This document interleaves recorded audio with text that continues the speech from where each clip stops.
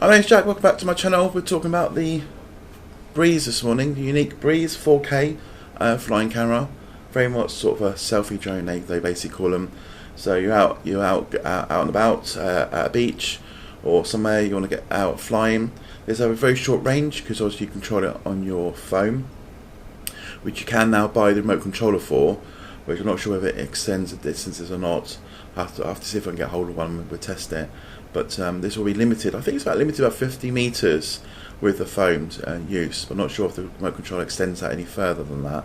I expect it to do, because most drones that actually fly on the phone are very restricted to 50 meters. But it's a selfie drone, shoots at 4K, it takes still pictures, has onboard memory, so you don't have to worry about buying SD cards. And I've seen some sort of sample video. It looks quite good quality. So let's have a look inside the box, see what we get for our £400, and we'll get the battery charged up and we'll get it flying. Right, nice packaging box, quite solid box for Breeze Yuneec. On the back it's comes with its prop guards for indoor flying with, and there's pilot, which is the normal manual control of your phone, selfie, orbit, journey, and follow me. So it's nicely neat packed in. So you've got the drone in its own little box, charger, and instructions, and spare props, I think. Let's take out and see what we got. So we got, yeah, so these are the spare props with some spare screws and stuff. So I don't need. Yeah, so that's the manual. So power adapter and charger. So we've got a USB lead for downloading the footage of the Breeze. We've got the charger. Unfortunately, the battery goes into the charger, and then obviously got a cable here. Some people were actually saying, can we have a car charger with this? But no, the car charger, I don't think there isn't a car charger for this at the moment, because it's quite new out. We may get third-party apps developing maybe a car charger, so we have to keep an eye out on that. Now inside the box here, it's a nice, sturdy, strong plastic box, so it's great. I mean, you don't always want to carry the charger with you all the time, so you can leave that in the boot of the car. But this is great to carry around in a backpack. So you've got prop guards for indoor use, really nice. Look how compact this is inside here. It's quite nice. We've got one Breeze drone, one battery. There's only one room in here for one battery. So to be honest, like me and like anybody out there as well, probably agree with me. One battery is not enough. So there we have. There's the drone. As you can see with my hand, size of my hand, it's actually quite small. So there's my hand. You can see how big it is in my hand. Yeah, so it's not just going to have unboxing. We're going to do a flight with this, because obviously weather's out there. It's not too bad. It's a bit dull, but we'll get this up in the air. My only concern is it's got internal memory. I'm not sure how big that is until I get it into the Mac and have a look. I'm not sure what size the memory is on there. But I prefer to see an SD card on it, because when everything's got SD card, I don't know why they put internal memory. Maybe it's just ease of use itself. Actually, there's a USB port on the side here that you can plug in and download your footage. And I think you can do that all through the app as well. The app has quite a lot of, so you can just literally shoot and share it as well. So we'll try all that out. And the other thing I'm going to do sort of how to calibrate this, because everyone forgets about calibrating the drone for the very first time, which is really important. Because when Yuneec asked me to review this, they said make sure you calibrate it before you take flight. So I'm going to do a video on that, because the app itself, I already had a quick look at the app. The app's really nice. It actually takes you through the steps of calibrating it.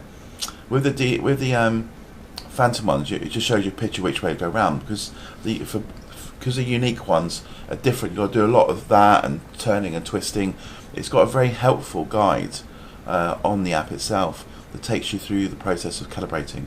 So we'll do that. We'll do a close-up of the app, what you find on the app. We'll do some testing today as well. We'll get some nice pictures from the camera, see how good quality it is. And obviously we'll have a look at what the video quality is like from this as well.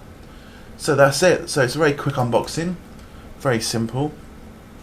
very nice actually. I wasn't quite sure about. I mean, it's a £400 drone, so if you're out looking for a drone to start with and you want all the 4K and video footage, all that sort of stuff, all that sort of bells and whistles, GPS provision system, this is one of the cheapest drones on the market to get.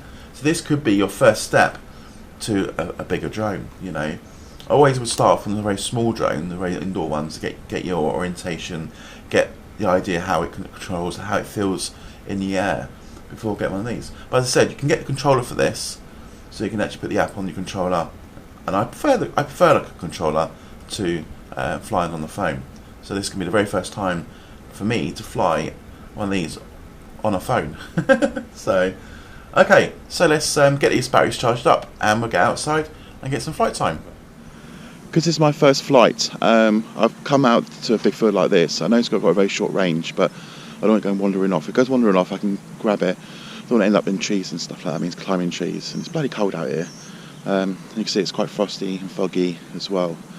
So we'll do the calibration and we'll get up in the air. First time flying on an iPhone as a controller instead of using an actual physical controller. So it's going to be a new experience for me, and we'll see how easy it is. So yeah, let's calibrate it and get it in the air. Well, this is the problem we had on here. It wasn't connecting to Wi-Fi. I could not see the Breeze advertising itself, so I had to keep powering it on and off, on and off. Eventually it appeared, then it gave me a connection, then it dropped the connection, then connected again. And then finally we actually got there and it stayed connected, so we achieved. Now the next one was trying to find where's the calibration tools. They don't actually say where they are. It's not easy to find, and it's not actually in the pilot mode. It's actually on the main settings, so it's not as easy as just tapping, calibrate, and away you go. You've got to find it, you've got to search for it. It's a bit of annoying. So eventually, after flicking around on the app, I actually finally got there and found where to calibrate this bloody thing. Now the calibration was a complete task on its own. It wasn't as simple. It shows on the screen how easy it is. This is what you should be doing, but it doesn't tell you how many times you need to spin it, whether it's like once, twice or 3 times, or do it till the app tells you or bleeps you and say, yep, I've had enough of you spinning in that direction, and then now we've changed direction. So I was just literally turning it around and around. I thought I'd do it slowly, do it a little bit faster, trying to work out what was the best way of doing it, because it doesn't really sort of tell you on the screen. Finally we got it to work, and now we've got on the left direction. Again, it's like, do I keep turning it? When does it going to stop? Is it going to bleep shortly? Do I just give up doing the calibration? So it wasn't a very good first experience. And then I do another direction. Again, the same sort of thing. So I just persevered with it, and eventually we did get there with the calibration side. I think Yuneec needs to make this stage much more quicker. A bit like the DJI, it's one direction, then it's another direction, job done. This needs to be a bit much more clearer in the app itself. Not many people reading the instructions, but it's good to see it on the app, step by step, because it forces people to read and follow the steps as they go through. But it needs to be simplified, much more easier, because even me, it's just the level of experience, still found a bit of his. And even when I got it calibrated and it bleeped and said successful, to me it felt like, oh, this is just going to go weird and it's going to do a fly off, it's going to do something strange. But there we go, got it in the end, calibrated successfully. But is it going to fly? Go in task mode, pilot, proceed, and now we do take off. Okay, slide to take off. And wow, that was nice and easy. We got up. Wow. How stable is that? It's really stable.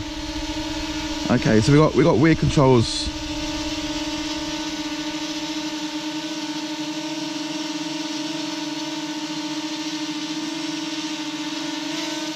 Oh. Oh. Okay. Oh, I see. This is really cool. So right, so we've got controls here. Goes around. Nice and stable, really stable that is. So you got your up and down function, turn and turn backwards. It's feels really weird on the screen. Then you got obviously down. Then you got your left and right. That's the wrong way because obviously this has been set. They're going to reverse the controls. So left, that's better. For someone else's, I go up, down, that's it. So, and then if you press this little button here, you can use the tilting of the phone to control it.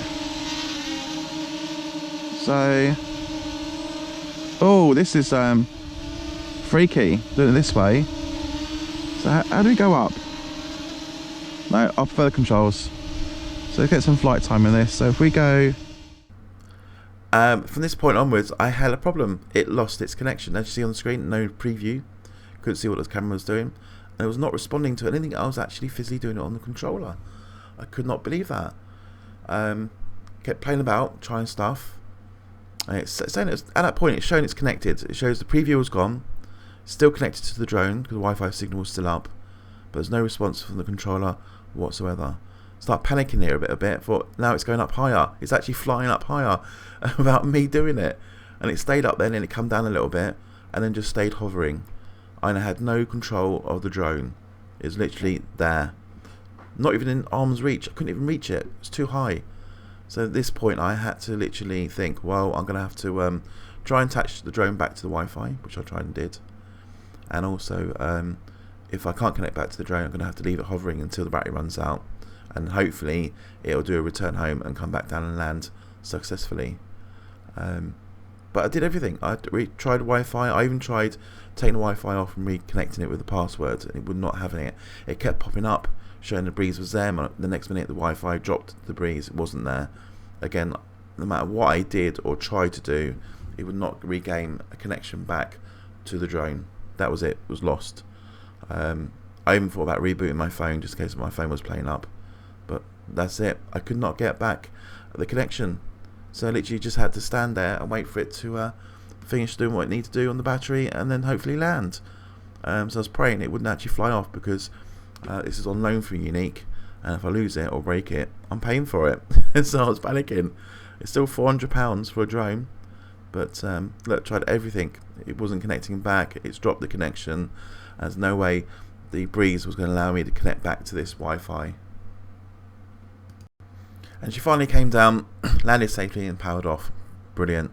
So thanks guys for watching. I wanted to leave all this video in. I was going to delete this video, but I wanted to show you that things do go wrong. You know, it's not always perfect first time.